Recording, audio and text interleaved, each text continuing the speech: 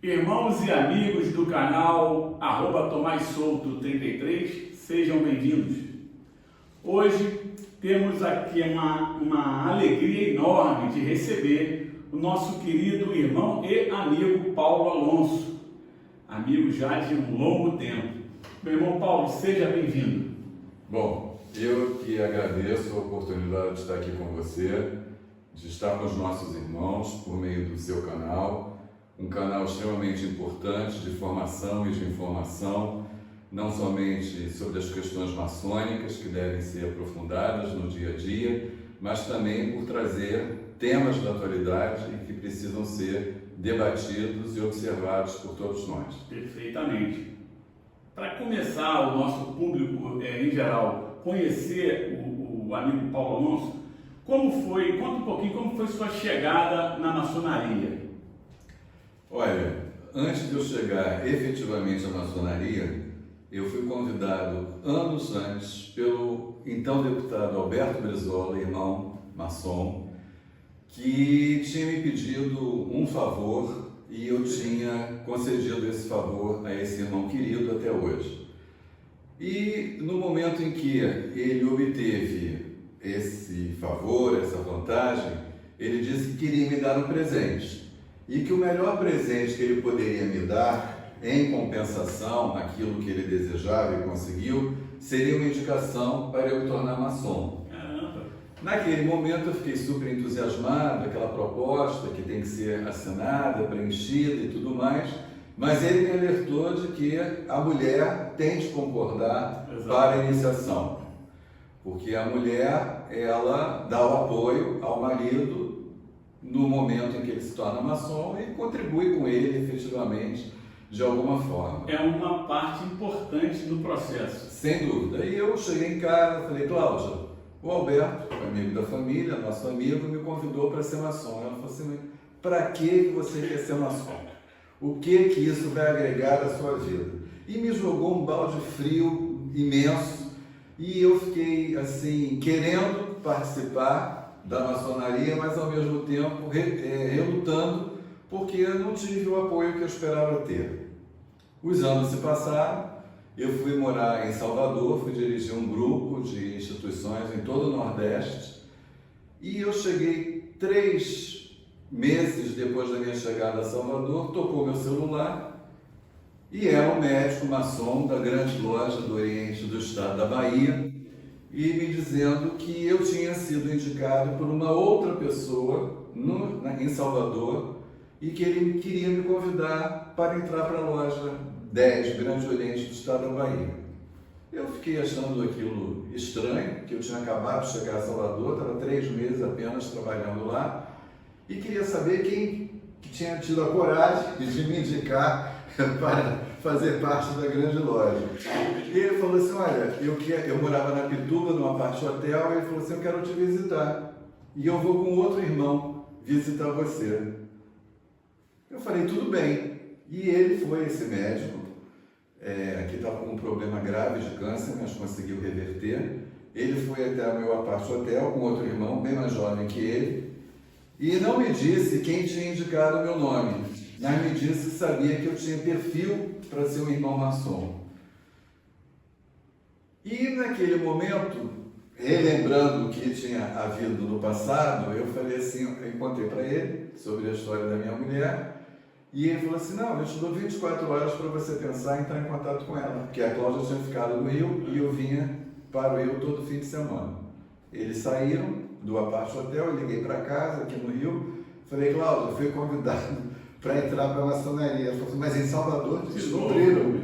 Aí eu falei assim, mas agora eu quero muito entrar, porque é a segunda vez e eu não quero perder essa oportunidade, porque eu sempre tive muita curiosidade e apreço pela maçonaria, por tudo que ela significa no Brasil, né? Por todo o trabalho que ela desenvolveu no Brasil ao longo de mais de um século.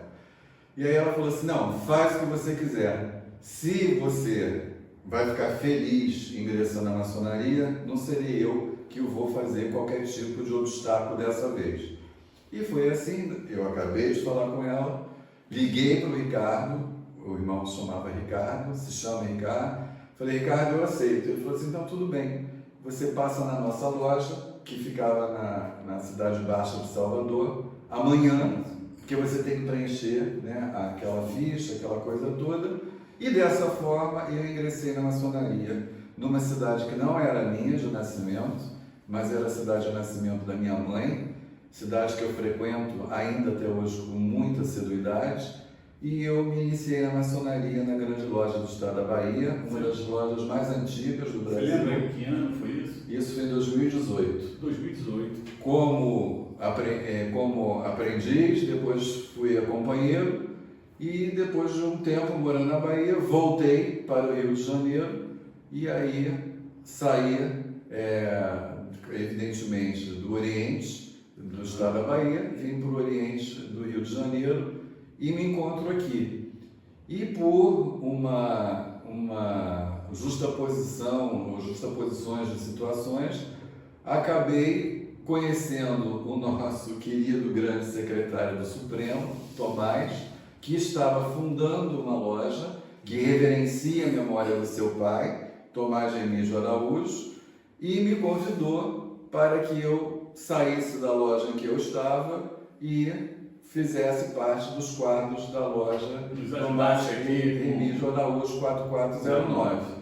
E para mim é uma honra, uma grande satisfação, uma grande alegria, não somente estar na loja Tomás Remígio Araújo, que apesar de nova tem uma história que carrega do seu fundador, né, a qual todos nós reverenciamos e aplaudimos, porque foi um maçom do Brasil, né? Foi um maçom que colocou ali pedras e conhecimentos nos 4 cantos do Brasil e sobretudo na Bahia. Coincidentemente, talvez por isso até parte da história da minha vida maçônica, né, o que eu reputo de grande importância.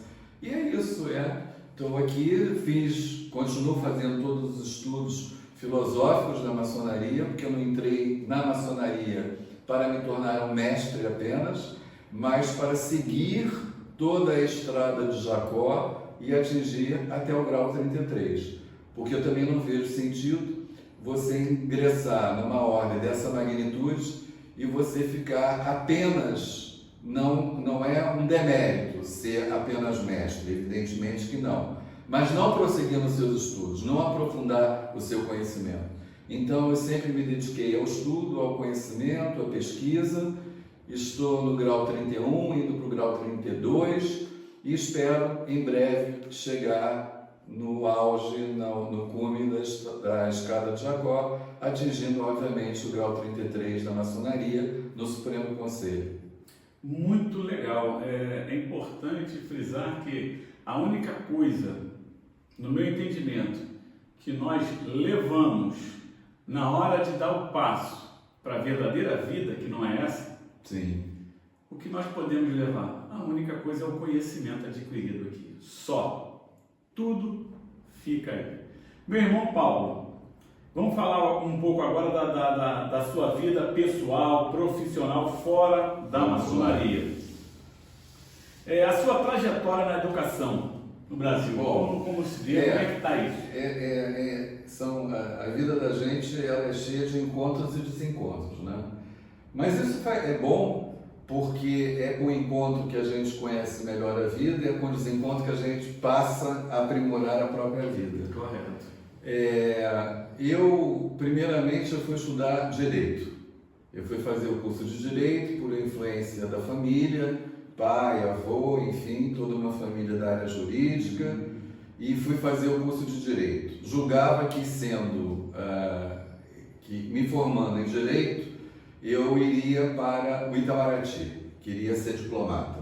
Foi o meu primeiro momento de vida na juventude, você não sabe exatamente o que você quer, mas meu pai dizia assim, normal, né? Vai ser advogado porque existe uma trajetória e vai ser mais fácil para você vencer os obstáculos que a vida oferece a todos nós e diariamente precisamos ter resiliência, coragem, inteligência para ultrapassar esses obstáculos. Fiz o curso de Direito na Universidade de Santa Úrsula, fui orador da minha turma que teve o jurista Sobral Pinto, com 102 anos, fazendo um discurso como patrono, e e o meu discurso foi justamente ao encontro da democracia, dos direitos humanos, da preservação da vida.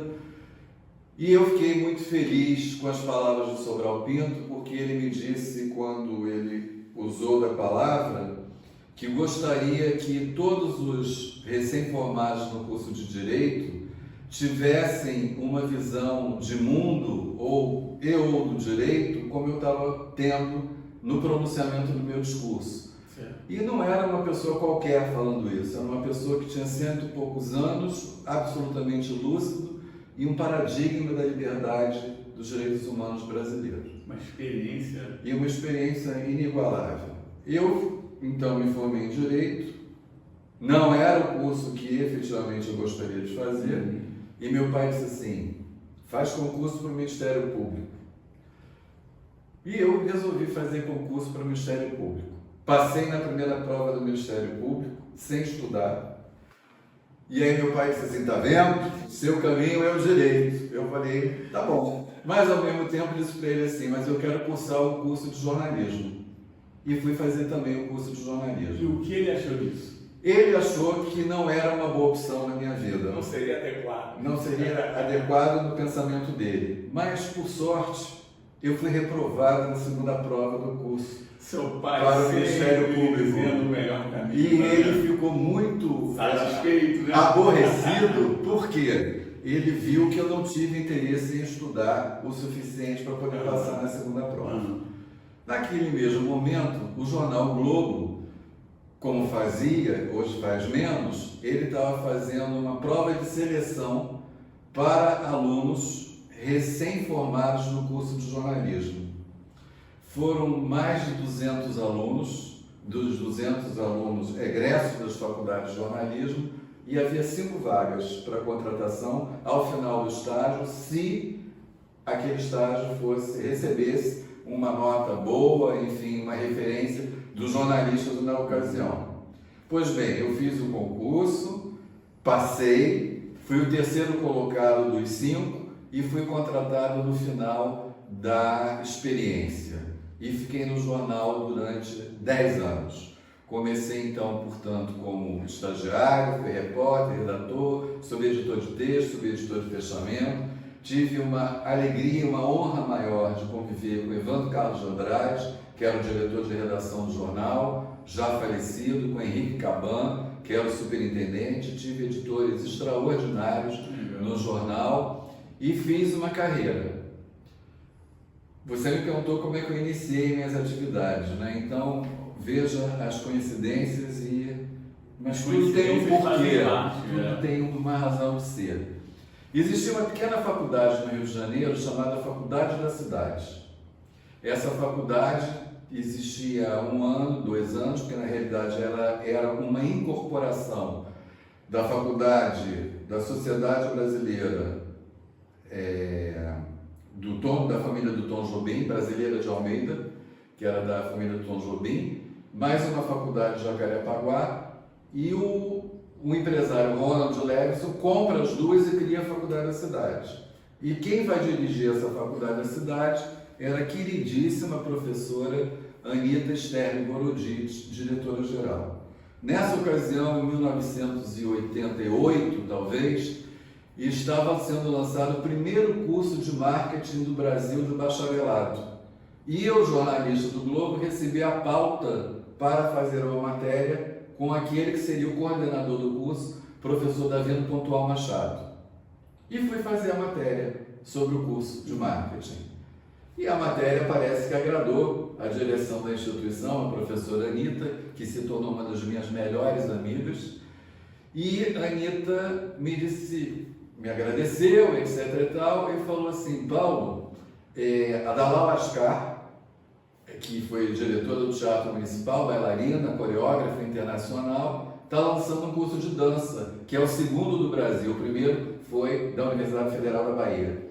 Será que você não pode fazer uma matéria sobre o curso de dança? E eu fui fazer, entrevistando a Dalal, e tudo mais. E aí a Anitta falou assim, eu quero que você venha para a Faculdade da Cidade assumir a coordenação do curso de jornalismo de comunicação social da Faculdade da Cidade.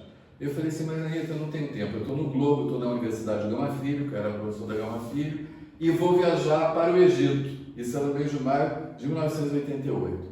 Ela falou assim, não tem problema, enquanto você está vendo as pirâmides, você pensa, e quando você voltar, você começa a dar aula no segundo semestre. Dá uma carga horária reduzida, mas eu quero você aqui. Em resumo da história, eu ingressei na Faculdade da Cidade em 1988, por convite do Dr. Ronald Levison, transformei a Faculdade da Cidade em Universidade da Cidade, fui reitor durante 11 anos da Universidade da Cidade, saí da Universidade da Cidade, a universidade acabou tendo vários problemas com o Ministério da Educação e acabou sendo descredenciada, o que eu sinto muito, porque eu fiquei lá 22 anos, desde a faculdade até a universidade. Talvez, sem falsa modéstia, a minha saída tenha ocasionado algum desvio na administração da instituição acadêmica e o ministro Luiz Mercadante, quando ministro da Educação, descredenciou a Universidade Gama Filho e a Universidade da Cidade. Então, a partir desse descredenciamento da Universidade da Cidade, eu fui para outras instituições, fui reitor em uma outra instituição por 8 anos, fui para Salvador, voltei de Salvador para o Rio de Janeiro e há 6 anos sou reitor da Universidade de Santa Úrsula, onde disse no começo do nosso bate-papo que comecei lá como aluno do curso de Direito. E muito me honra ser reitor da universidade onde eu estudei, porque aqueles corredores, aquela biblioteca, aqueles laboratórios, enfim, me trazem recordações muito importantes e que marcaram efetivamente a minha vida, o meu começo de carreira. Larguei o jornal, porque eu não podia acumular, continuo sendo articulista de vários jornais, semanalmente, mas sem nenhum tipo de emprego, mas apenas contribuindo com a minha visão sobre educação, sobre a cultura, sobre a política e sobre o meio ambiente do Brasil. E eu acredito que todos nós que temos algum conhecimento, que podemos levar esse conhecimento ao público, devemos fazê-lo, seja escrevendo livros, eu tenho 8 livros publicados, seja escrevendo artigos nos jornais, enfim, levando a nossa experiência, o nosso conhecimento para debate, crítica, sugestão, porque nem tudo que a gente escreve é bom, mas a gente procura escrever sempre o melhor. Mas é preferível fazer o bom não esperando o ótimo do que esperar o ótimo nem fazer o bom. E essa é a minha conduta, seja no mundo profano, seja no mundo maçônico, né? Buscar a perfeição, buscar ser justo, buscar ser uma pessoa que acolha o semelhante com igualdade e buscar desenvolver um trabalho sério e absolutamente honesto no que diz respeito a todas as atitudes que nós possamos tomar ao longo da nossa vida. E é dessa forma que eu tenho me posicionado na sociedade brasileira. Esse é o comportamento que todo maçom tem que ter, deve ter. Com certeza. Né? Exatamente. Quantos anos de Santa Úrsula? Eu tenho 6 anos como reitor. 6 anos como reitor da... Tá. E como é que está a educação superior no Brasil? Olha, cenário. Ô Tomás, meu amigo querido, eu vejo com bastante desconforto a educação, o cenário da educação no Brasil. Primeiro que a educação no Brasil, ela está, ela está sendo mercantilista. A qualidade acadêmica da educação no Brasil, ela perdeu muito, porque grandes grupos internacionais compraram grandes instituições brasileiras. Essa compra e essa forma de atuação de prateleira, ou seja, uma instituição tem em várias cidades ou vários estados brasileiros, os projetos pedagógicos são exatamente iguais, não existe um critério ou um estudo sobre a questão regional no qual determinado curso está inserido ou determinada instituição está inserida, e vejo com grande preocupação, até porque, infelizmente, nós sabemos que a educação ela tem que ser a prioridade do Estado brasileiro, como foi prioridade nos tigres asiáticos, no sudeste da Ásia, na Tailândia, em Hong Kong, na Coreia do Sul. E esses países só emergiram porque os seus governos acreditaram que a educação devesse ser, como foi, uma ferramenta de sustentabilidade, desenvolvimento de ordem e progresso. No Brasil, a educação é encarada como uma prioridade do Estado. Eu trabalhei e trabalho no MEC como avaliador desde 1995, credenciando instituições de educação superior, universidades, centros universitários, faculdades, avaliando cursos de administração, comunicação, direito. E a gente observa um pouco do desleixo dos próprios órgãos governamentais em relação à qualidade do ensino. O Ministério da Educação, ele tem 70 e poucos anos e já teve 40, quase 50 ministros. Isso quer dizer o quê? Que nós temos sempre ministros políticos e não técnicos, que não pensam a educação com sabedoria e conhecimento mais profundo, com grandes exceções. O ministro Cristóvão Buarque, que é um educador, meu amigo querido, que foi reitor da Universidade de Brasília, governador do Distrito Federal, senador da República, enfim, um homem com honra, dignidade, integridade e educador, autor de livros. Paulo Renato, meu grande amigo, que morreu precocemente numa festa em São Roque, no interior de São Paulo, e que foi ministro da Educação do governo Fernando Henrique Cardoso durante 8 anos e que promoveu uma grande revolução na educação brasileira em todos os seus níveis. E Gustavo Capanema, que foi ministro da Educação 12 anos. Se você pega o Paulo, 8 anos como ministro, e Gustavo Capanema, 12, são 20 anos. Se o MEC tem 70 e poucos anos, já teve 40 ministros, vocês verificam que 20 ministros, a rotatividade no Ministério da Educação. E não pode dar continuidade. Então, um ministro faz alguma coisa boa. O outro ministro, que é antagônico politicamente à corrente do seu antecessor, não dá credibilidade àquilo que foi feito. Então, não há uma política de Estado. E todo país desenvolvido, a educação é política de Estado e não de governo. Que as políticas de governo mudam a cada 4, 5 anos, dependendo do estado do país em que se encontra, porque os mandatos presidenciais mudam. No Brasil é de 5 anos. Mas, veja bem, se a política boa não é perseguida pelo próximo, e se muda tudo aquilo que o próximo fez, mesmo reconhecendo que foi bom, o prejuízo não é do político, o prejuízo é do brasileiro, é da nação brasileira, que não tem a continuidade que deveria ter a educação. Então, eu vejo que o ministro Camilo Santana, que fez um belo governo no Ceará, ele investiu na educação no estado de origem dele, ele baixou normatizações recentes, criando comissões para que as licenciaturas brasileiras fossem reestudadas, que o ensino à distância fosse reestudado, que a curricularização fosse reestudada. Então, eu acredito que, finalmente, o ministro Camilo Santana, ele está dando um enfoque maior, mais necessário e de modernidade à educação, com um compromisso indeclinável de que a educação é fundamental para a evolução do cidadão brasileiro, para o crescimento do jovem, para o aperfeiçoamento do não tão jovem, que vai para os programas da CAPES, e aí eu tenho que elogiar a nova presidente da CAPES, professora Denise Pires Carvalho, que foi a primeira mulher a ser reitora da Universidade Federal do Rio de Janeiro, saiu da reitoria, foi ser secretária de Educação Superior, saiu da Secretaria de Educação e é presidente da CAPES e está dando um dinamismo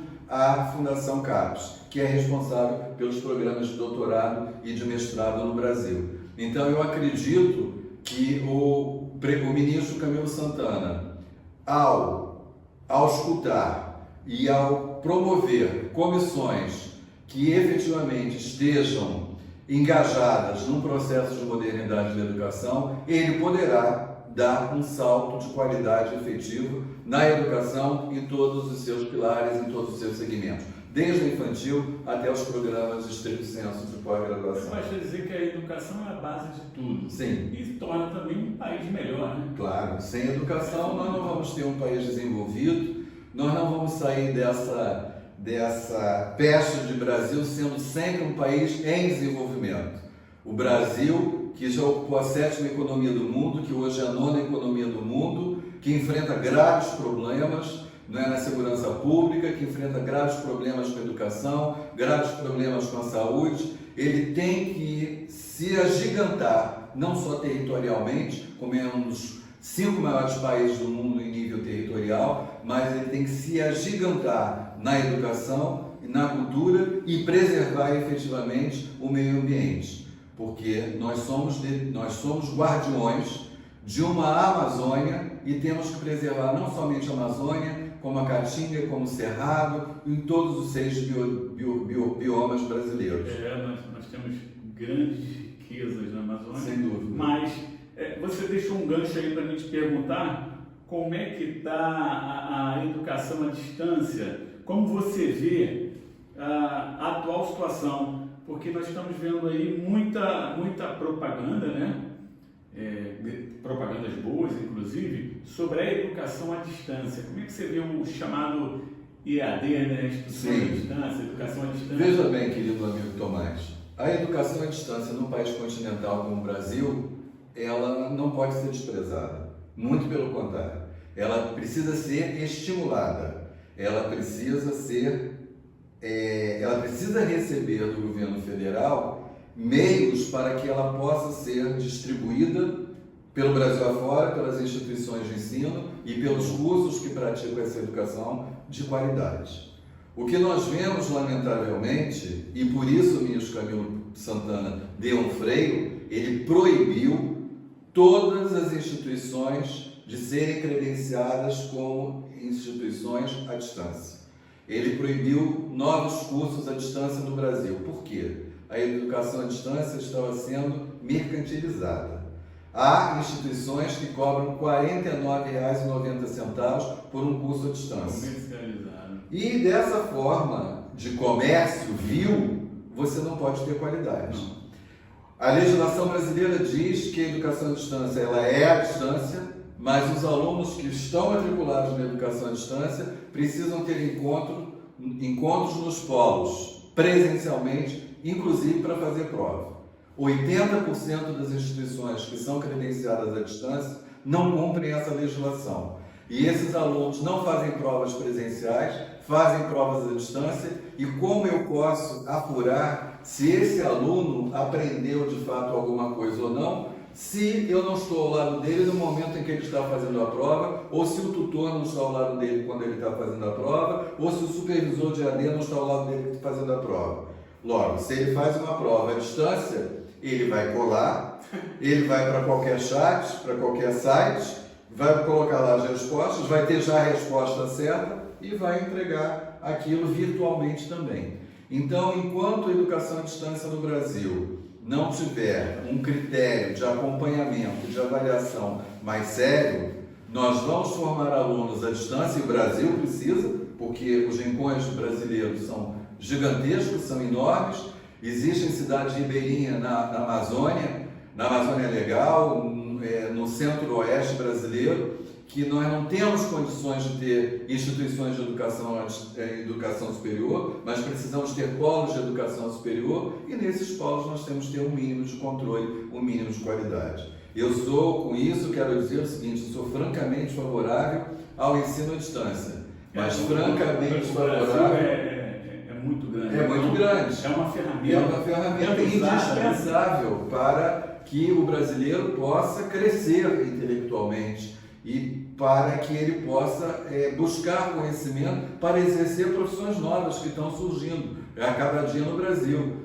Nós não temos mais condições de apenas ofertarmos direito, medicina, odontologia, engenharias. Não. A gente tem que fortalecer carreiras novas, desde que essas carreiras novas, esses cursos, tenham qualidade. Como diz o ministro Camilo Santana, e eu volto ao ministro, porque sou fã da administração dele, é revigorar as licenciaturas. Ninguém quer mais ser biólogo, químico, físico, professor de matemática, de geografia e de história. E como fica a formação dos alunos se nós não investimos nas licenciaturas, nos professores das licenciaturas que ministrarão essas disciplinas no Brasil afora?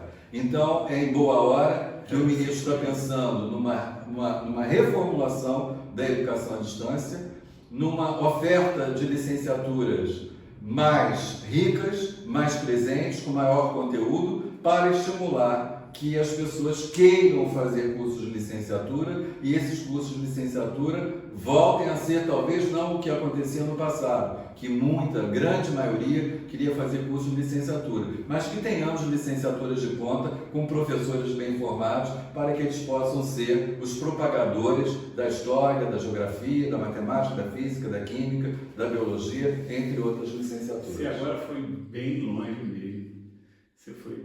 O alcance foi muito grande. Vamos mudar agora um pouco o foco.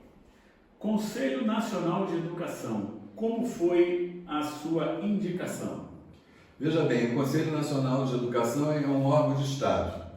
Ele formula as políticas públicas da educação brasileira e ele serve como órgão assessor ao gabinete do Ministro da Educação.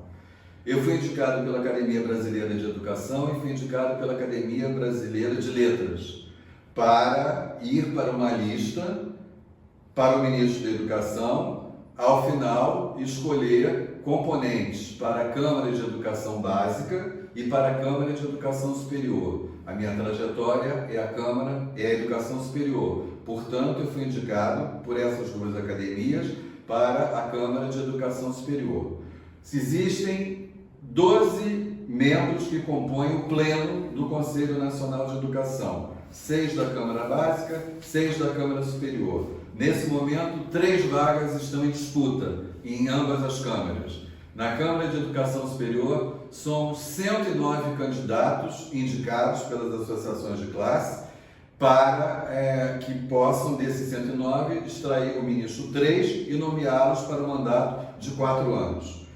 Esses conselheiros da Câmara de Educação Superior têm o papel de credenciar ao final uma nova instituição, seja universidade, centro universitário, instituto ou faculdade isolada, tem o poder de descredenciar uma instituição quando ela não vem atuando dentro dos parâmetros do Ministério da Educação e também reconhecem e renovam o reconhecimento de todos os cursos brasileiros e autorizam os cursos de Direito, Psicologia, Medicina e Enfermagem.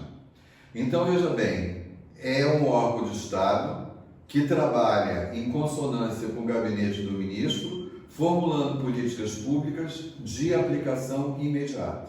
Eu me sinto muito honrado por ter sido indicado pela maior academia de educação do Brasil, pela maior academia de letras do Brasil, e me sinto também muito confortável, muito feliz e honrado de ter sido também indicado pelo Supremo Conselho do Brasil, grau 33, para o rito escocês antigo e aceito, pelo nosso comendador soberano. Então, outras entidades me indicaram, como a Academia Carioca de Letras, Luso Brasileira de Letras, Conselho Regional de Engenharia, desembargadores, ministros de Estado, ministros dos Tribunais Superiores, que estão na corrida. O fato de já estar numa lista de 109 educadores, alguns dos quais que já foram ministros da Educação, presidente do INEP, secretários de Estado, ex-conselheiros do Conselho Nacional de Educação, já é uma honra. Agora, é claro que o meu desejo é ser nomeado pelo ministro. Está entre os três, né? Entre os três.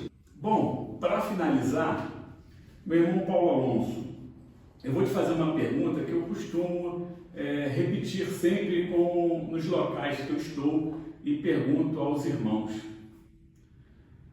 Qual a principal virtude que a maçonaria te proporcionou desde o seu início até o dia de hoje? O que você pode destacar? Claro que nós sabemos que são vários, mas qual é que você destaca? Bom, eu penso, Tomás, que a maçonaria ela de fato proporciona várias virtudes de crescimento. O crescimento é uma dessas virtudes, né? Nós estudamos a pedra bruta e nós entramos aqui brutos e nós vamos sendo lapidados a cada degrau que nós vamos subindo na escada de Jacó, e a cada degrau que nós vamos subindo, o irmão ele tem que ter a percepção de que não é uma subida automática de degrau apenas, é uma subida intelectual. é uma subida de aprendizagem, é uma subida de acúmulo de conhecimento e de saber. Então, todas essas virtudes agregadas fazem com que eu, pessoalmente, me sinta um irmão melhor. E eu creio firmemente que a partir de 2018, quando ingressei ainda lá em Salvador, na grande loja do estado da Bahia, Oriente número 10, uma das mais antigas do estado da Bahia, para o ano de 2024, hoje, dia 12 de julho, já no Grande Oriente do Brasil. Já no Grande Oriente do Brasil, nessa sala magnífica que nós nos encontramos aqui, eu creio que essa trajetória, que é uma formação de um curso, 4 anos, né, ela me tenha dado a possibilidade de crescer enquanto pessoa, de observar o próximo com muito mais proximidade e entendimento de realidades que muitas vezes não são minhas, mas que eu vou ao encontro da compreensão dessa realidade, tentando fazer com que esse próximo esteja junto de mim e possa de mim absorver alguma coisa e eu possa, em troca, lhe dar também alguma coisa. Eu entendo que o maçom, ele só não pode ter um defeito, ser egoísta. O maçom tem que ser aquele homem que divida o seu conhecimento, a sua paciência, a sua delicadeza, a sua afabilidade, a sua generosidade com todas as pessoas que o cercam, independentemente de qualquer interesse. Porque se atuamos de forma justa, de forma perfeita, de forma ética, resguardando os valores morais, os valores maiores do homem, não é? Nós estaremos fazendo com que a sociedade em que vivemos, a partir dessa percepção e dessa atitude, ela seja uma sociedade melhor.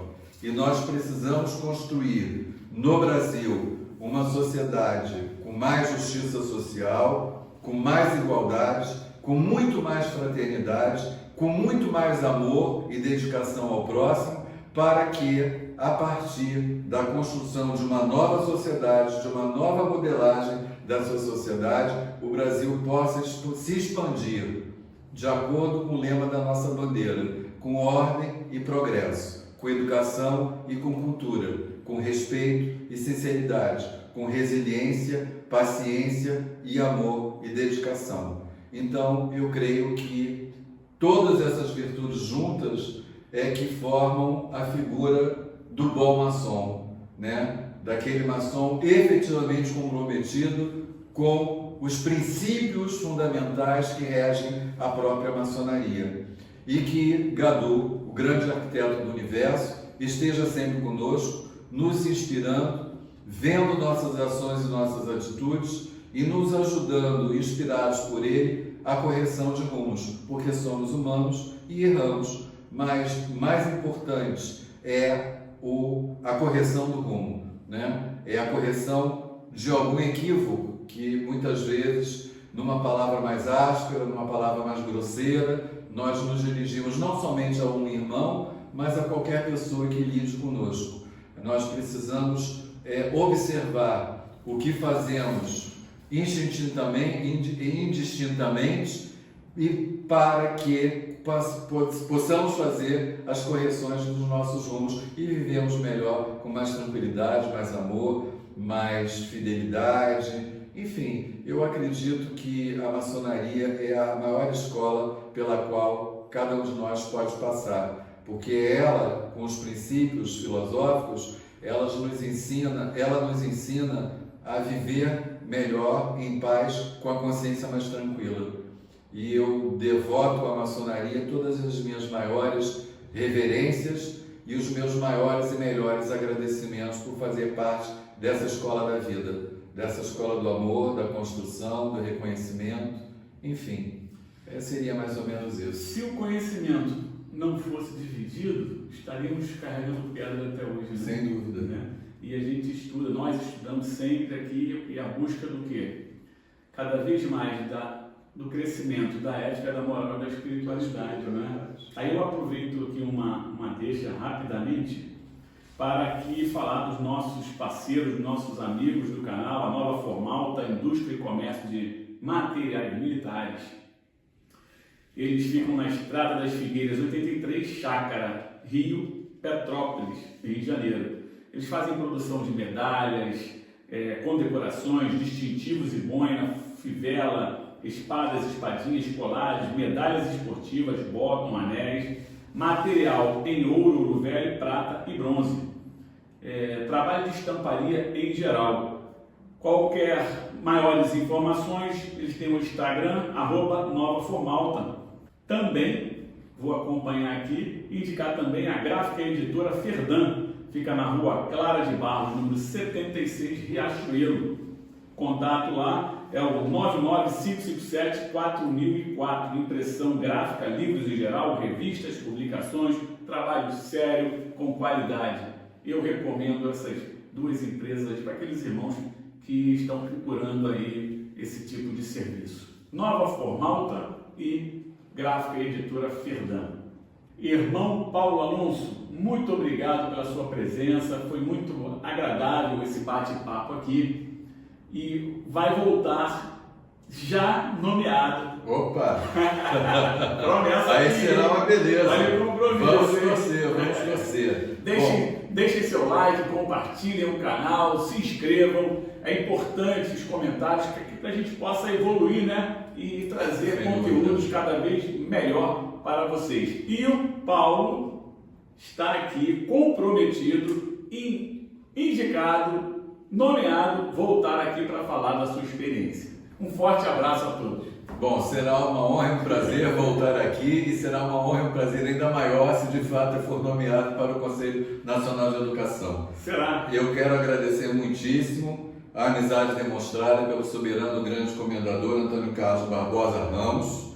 Quero agradecer muitíssimo ao querido grande secretário Tomás Souto de Araújo pela oportunidade de estar hoje aqui e dizer da minha satisfação, da minha alegria e desejar a todos os irmãos sempre saúde, paz, felicidade, harmonia, paciência, realizações profissionais, realizações pessoais e que Gabu nos proteja de hoje e até os últimos dias das nossas vidas, crendo sempre que a espiritualidade ela tem que ser estudada, tem que ser percebida, tem que ser sentida e, sobretudo, precisamos ser maçons dia após dia, em todos os horas das nossas vidas. Que assim seja, amém.